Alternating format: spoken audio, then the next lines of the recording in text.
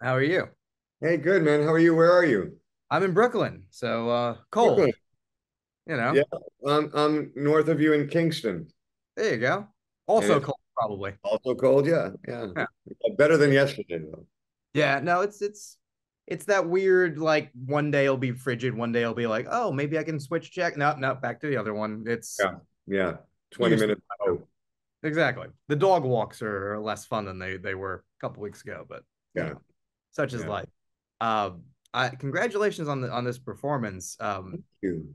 Not that, I have a feeling you knew it was going well while making it, but I think there's something about how sort of organically people have come to it and appreciated it and talk about the performance and the film, I think, on a level that the original was talked about. And that never happens. I got yes, no, it's a rare thing. So I got a call from Mr. Freakin out of the blue. One of those things where, well, I'm going to go along with this until I figure out who's trying to pretend that they're William Yeah, Freakin on the phone with me. exactly. And then he asked too many kind of specifics that I went, oh my God, this really is William Yeah. Freakin. And he literally called up, and he called up in that kind of old Hollywood way, like we're all friends, right? Yep. Um, which I think is just so, that's always so bizarre to me. I once got a phone call. I was visiting my dad for Christmas, and I picked up the phone. It had rung, and someone asked for someone, and I said, I'm sorry that that person doesn't live here. And the lady said, well, who is this? And I said, well, my name's Kiefer. And she said, well, what kind of a name is that? And I said, well, my dad gave it to me. Well, what's your father's name? And I said, Donald Sutherland. She said, okay, now we're getting to it. It was Phyllis Diller, Yeah.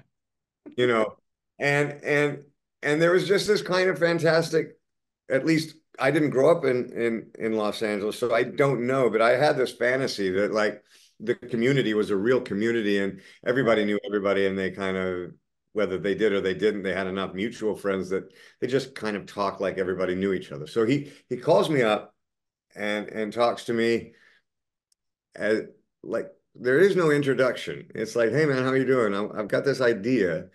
And he says he wants to do the Caine Mutiny. And he starts kind of pitching me the reasons why. And I said, you don't have to do that. I'm in. You know, if Yeah. you want to make something and you want me to do it with you, I'm in. And so then hung up the phone and then absolutely panicked uh, and and got a script of the Caine Mutiny because I didn't want to watch. I'd watched the movie many times, but I didn't want to use my first reference point for the material to be the script of a film that had already been made. Yeah. Now, the script of that film, aside from the kind of references to the Persian Gulf and the references to Iraq and Afghanistan, is really virtually the same. Yeah.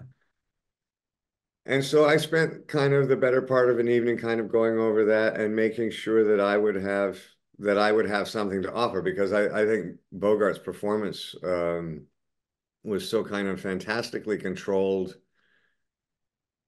and heartbreaking in that regard.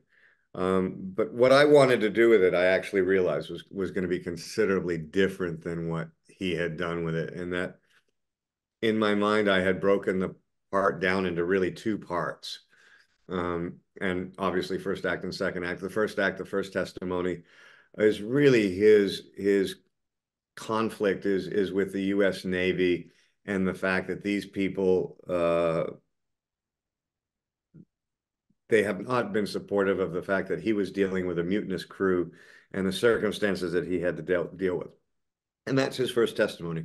The second testimony is after he's heard everybody else speak. And he then starts to really try and defend himself. And the second conflict is not with the Navy and is not with the mutinous crew, but it's really with him. And Yeah. it's within him. And this then becomes a play to me about an older guy who's just become marginalized and and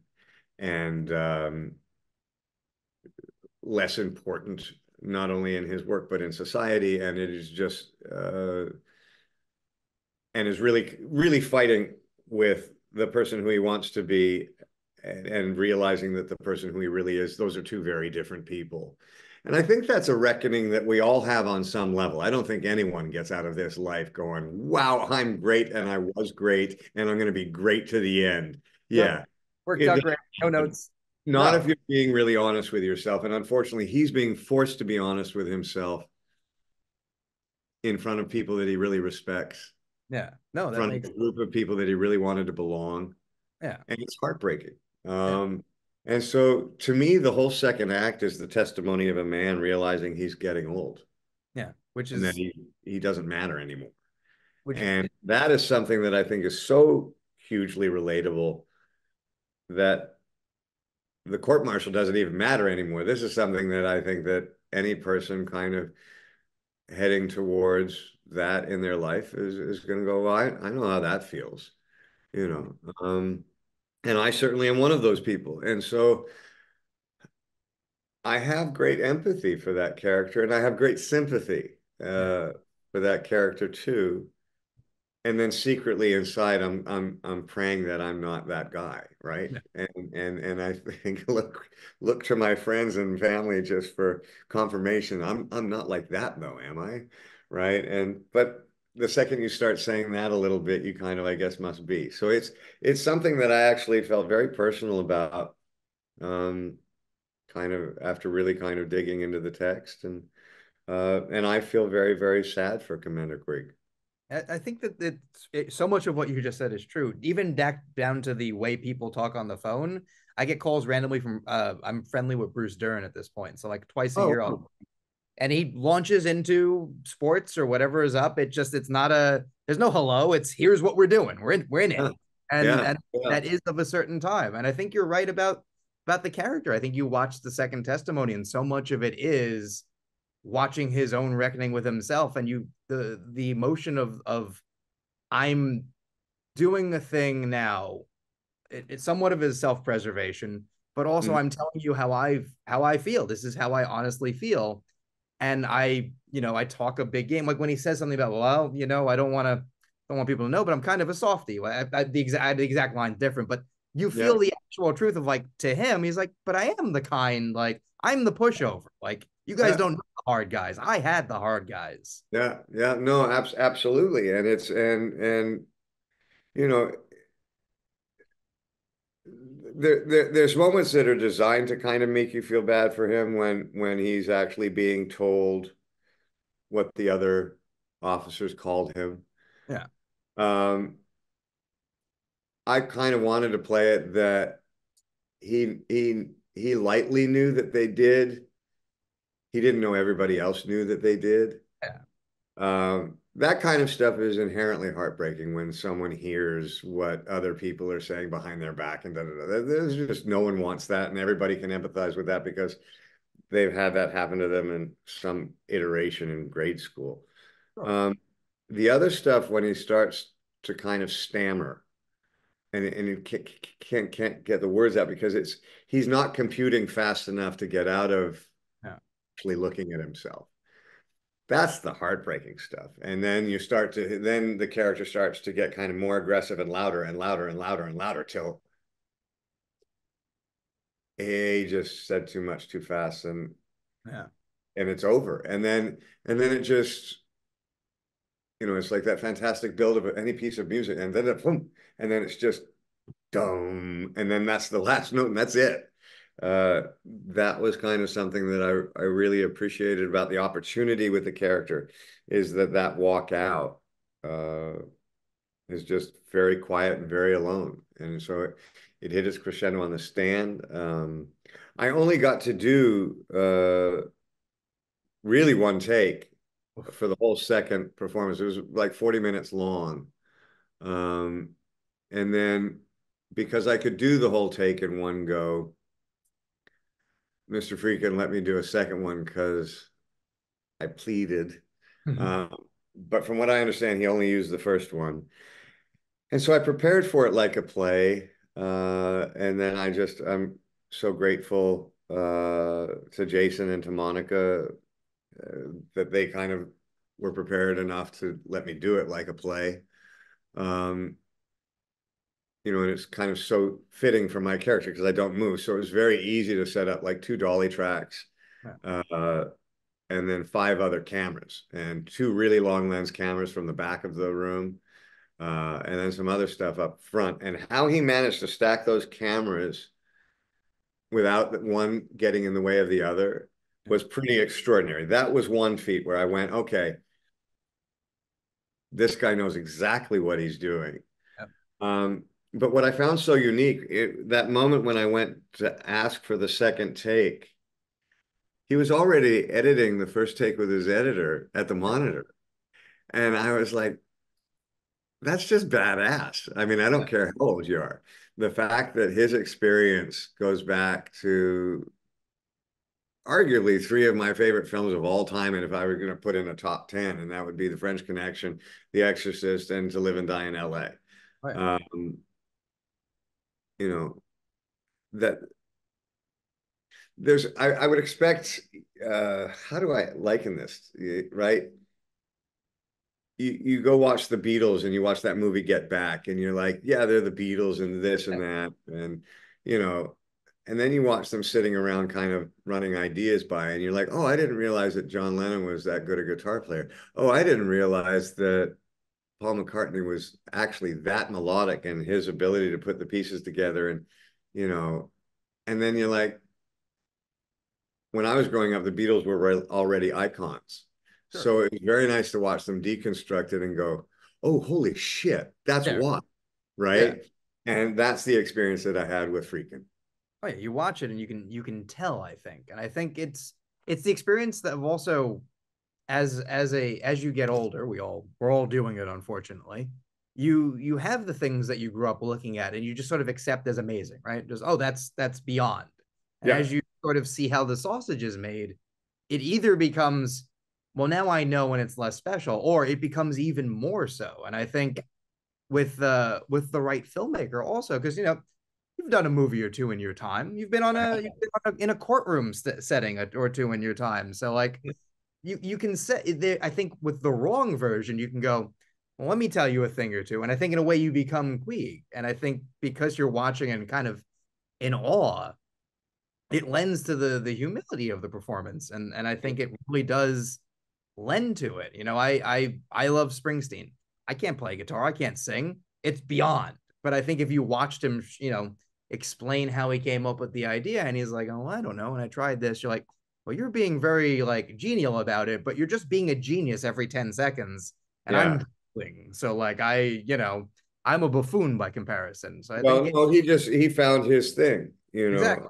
He could write, he could try and write an interview and it would be so poetic, it would just be like such a pain in the ass to read. It would just be Yeah. like, you gotta be kidding me. Like Uh, stop. Don't do this. so but for me, what was really interesting was I didn't actually kind of go the way of Queeg, where I kind of stood back and was watching. I'll tell you where I did do that, where I kind of stood back and just kind of watched and allowed myself to kind of get taken out of a moment was when Jack Nicholson did the "You Can't Handle the Truth" Yeah. whole sequence in A Few Good Men was one of kind of most extraordinary things that I witnessed on a film set. Um, Having said that, I was watching Mr. Freakin' kind of set up cameras and make decisions in very fast order, right? We shot in 2 weeks. We made the movie in 2 weeks. Thing. It took 3 months plus to do A Few Good Men. Yeah. Um, I got excited because it wasn't going to be wasted. Sure. Everything that you had worked towards to get ready for something wasn't going to be wasted. Yeah. And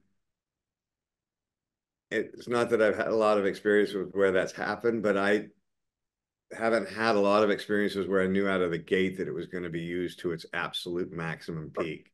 And I felt that for him. So it allowed me, it just made me lean into it kind of in it, yeah, in a different way, just because I trusted him so implicitly. Oh yeah. What else do you want at the end of the day is the person in charge to be Yeah. someone you're like, I believe it. Because as an actor, at its base, you're like, I wanna believe the director enough that if I go 10 times and 9 of them are awful, those are not the 9 I'm gonna see in the movie when I go watch it. Like Yeah. And sadly, if you're working with someone that you don't have the most confidence in, you don't give them 9 takes. exactly. You like don't because you want the one you want to be used.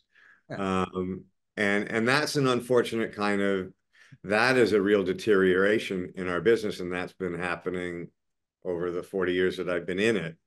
Um, but the first person I worked with in the United States was Steven Spielberg. Um, Start. you don't question that really.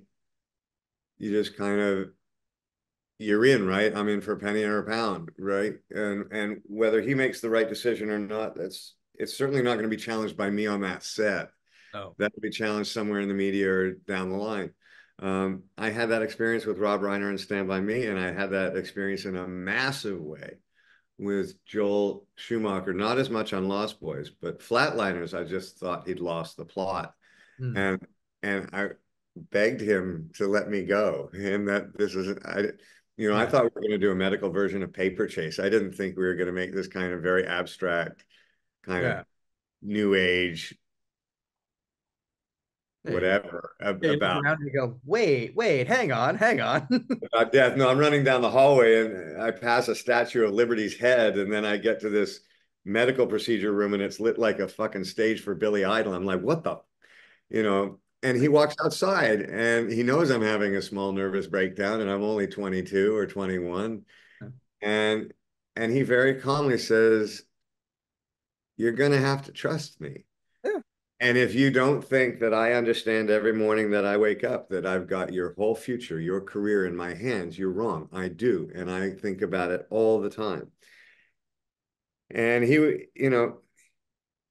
handled me in a way that made me excited to go back to work and okay. And then when I actually saw the movie, which was one of the few movies that I've actually seen of myself, Yeah. I loved it.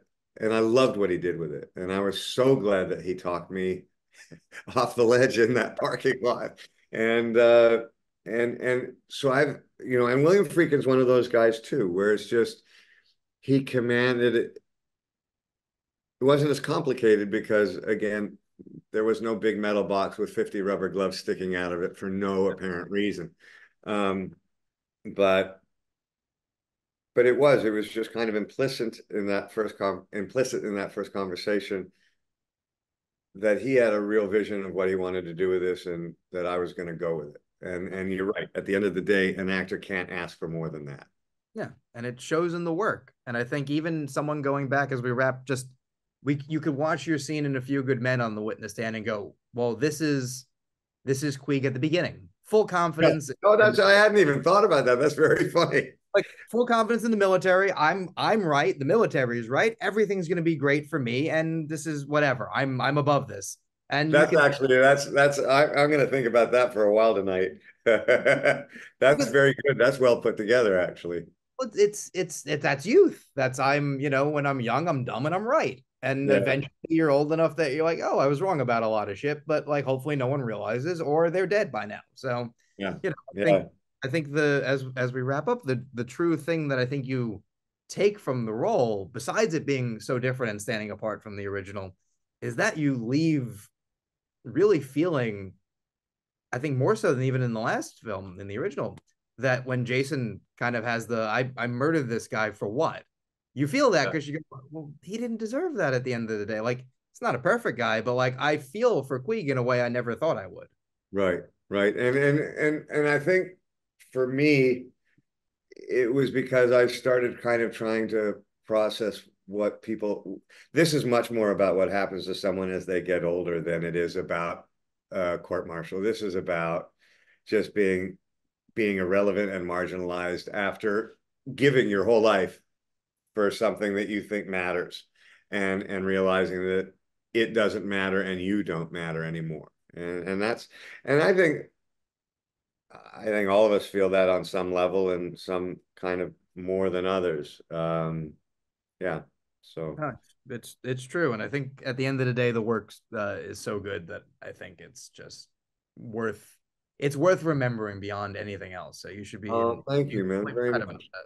No, it's my pleasure, and thank you so much for doing this. It's always fun, especially this is the rare movie like my dad watches, and Oh, cool, like I had to cool. be like, I told him, I'm not telling you what it is, just watch it, you'll like it, and he's seen it No, like times in like the last month. So Oh, wow. We'll we've tell done your it. dad I said thank you and hello. And that's really great, man. That's awesome. Thank you Oh, so it's much. my pleasure. Oh, my pleasure as well. Thank you for doing this. Cheers, brother. Absolute pleasure. And I hope we see you down the road. Yes, sir. Be well. Okay. Stay warm in Brooklyn. Yes, you too. Believe the hype.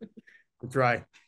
That's Take on care. the sign, right? Forget about it was is the highway sign. Oh, because the one I saw going, I went to go see a musician friend. I just wanted to clarify that so you didn't think that was me, believe the hype. Uh, It said, "Welcome to Brooklyn, believe the hype." Going that across. one, there's a how sweet it is. There's a forget about it. I think every sign for different highways has a different one. Oh, really? Because when I saw the one, believe the hype, I thought, oh, fuck, thank God, someone with a sense of humor in Yeah. government. Well, Yeah. someone's got to. Yeah. Okay. All Take right, care. man. Take care. Thank you.